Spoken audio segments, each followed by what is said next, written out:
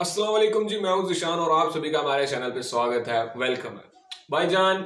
End of an era, एक दौर था जो ख़त्म हुआ, एक अहद था जो तमाम हुआ।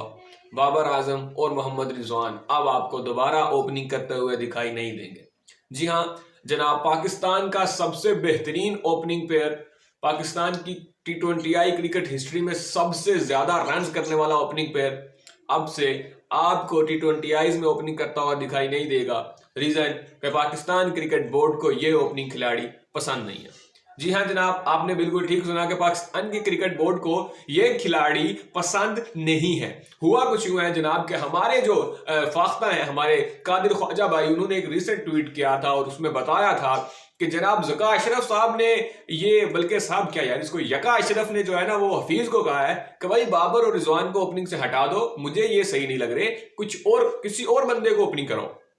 मतलब कि अब हालत ये हो चुकी है कि ज़का अशरफ यानी कि वो बंदा जिसने कभी क्रिकेट खेला नहीं है, कभी बैट को हाथ में पकड़ा तक नहीं है, वो बंदा अब ये फैसला कर रहा है कि ओपनर किसको होना चाहिए और फील्डर किसको होना चाहिए, बॉलर किसको होना चाहिए। अब ये फैसला वो कर रहे हैं और हफीज साहब जो है वो हमारे कल्प्रिट बने हुए हैं उनके हाथ के, क्योंकि इनको सिर्फ और सिर्फ पैसा चाहिए, इनको और किसी चीज से कोई मतलब नहीं है। इनको पैसा दो, इनसे जो मर्जी काम ले लो, और यही काम हफीज भाई कर रहे हैं। हफीज भाई ने जनाब जाके टीम मैनेजमेंट में बैठ के पूरी टीम मीटिंग में ये कहा है कि जनाब बाबर आजम साहब, अब आप वन डाउन या उससे नीचे खेलेंगे, अब आप ओपनिंग नहीं करेंगे। जिसमें बाबर ने कोई जवाब नहीं दिया और रिजवान ने थोड़ा बहुत एहतजाज किया और रिजवान ने ये बातचीत की है और उनको ये आमादा कर लिया है कि भाईजान मैं ओपनिंग करूंगा, मैं ओपनिंग पे परफॉर्म करूंगा, मैं बेहतर परफॉर्मेंस दे सकता हूं। अब बात तो यहां तक रुकी नहीं है, बाबर ने कोई जवाब नहीं दिया। बाबर ने कहा भाई ठीक है, जो भी कह रहे हो, जो भी कर रहे हो, ठीक कर रहे हो।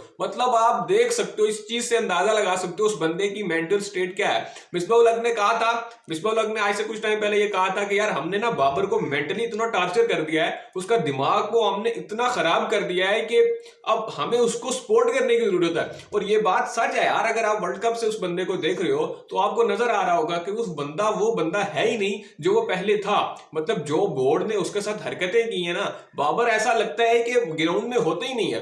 जिस तरह से वो हंसता हुआ बाबर हमारा हुआ करता था, वो HS बैट वाला बाबर आजम अभी भी लोग सोशल मीडिया पे कहते हैं कि वो वाला बाबर आजम वापस आ जाए, वापस आ जाए। तो उस बाबर आजम को लाने के लिए हमें उसकी सपोर्ट की जरूरत है। अगर आप लोग वाकई में ट्रूली बाबर के लवर हो, बाबर फैन हो ना, तो अभी ये टाइम है भाई उसको सपोर्ट करने का। आप देख रहे हो ना, पूरी जो दुनिया है किस्म की उसके खिलाफ हो रही है। और ये असल में मसला क्या है बाबर को PCB के साथ, या PCB का बाबर के साथ, मैं आपको बता दूं, जो PCB के चेयरमैन ज़का अशरफ है, उनके जो बेटे हैं, उनको दरअसल प्रॉब्लम है बाबर के मैनेजर के साथ। बाबर का मैनेजर जो है और जो PCB के ज़का अशरफ के बेटे हैं, इनकी आपस में बनती नहीं है। शायद कुछ कारोबारी मामलात हैं या क्या वजूहात हैं, लेकिन उन वजूहात की बिना पे ये बाबर आजम को कप्तानी से हटाया गया। उसी की बिना पे इन्होंने दूसरे प्लेयर्स को हटाने की भी कोशिश की।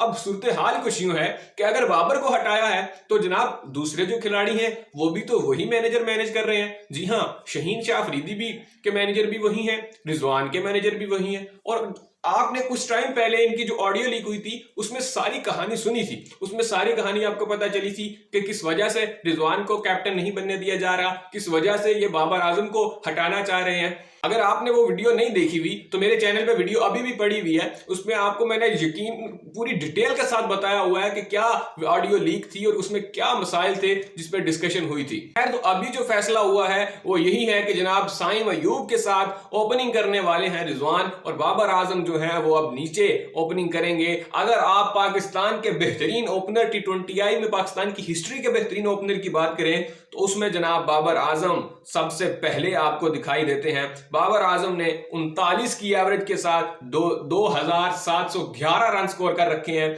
जबकि मोहम्मद रिजवान ने 56 की एवरेज के साथ 2612 रन स्कोर कर रखे हैं। और उसके बाद कहीं जाके दूर कहीं जाकर अहमद शहजाद दिखाई देते हैं जिन्होंने 1429 रन स्कोर किए हैं 26 की एवरेज के साथ। तो यहां से आप अंदाजा लगा सकते हैं कि इन दोनों बल्लेबाजों का इंपैक्ट क्या है। और स्ट्राइक रेट, सबसे बड़ी चीज मैं आपको बता दूं, स्ट्राइक रेट देखिएगा, 130 का स्ट्राइक रेट बाबर का है, 130 का स्ट्राइक रेट ही रिजवान का है। और आप किसी भी पावर हिटर का, किसी भी, जो मैं कहता हूं शर्जील खान का स्ट्राइक रेट भी निकाल के देख लीजिए, वो भी आपको 130 से नीचे नजर आएगा, क्योंकि इस कंसिस्टेंसी के साथ परफॉर्म करना ये किसी भी प्लेयर की बस की बात नहीं है। ये दो ही प्लेयर थे, वो एक जो एरा था वो खत्म हुआ जब मैच शुरू हुआ करता था, तो और एंड तक बाबर और रिजवान खेलते जाते थे। उस अहद का अख्ताम हुआ जब साउथ अफ्रीका में हमने 200 से ज्यादा रन चेज होते देखे, वो भी पूरे जनाब 0 विकेट के नुकसान पे। वो अहद खत्म हुआ जब भारत के खिलाफ हमने बगैर कोई विकेट खोए 10 विकेट से मैच जीते। अब वो जो टाइम था, वो जो एरा था, वो खत्म हुआ।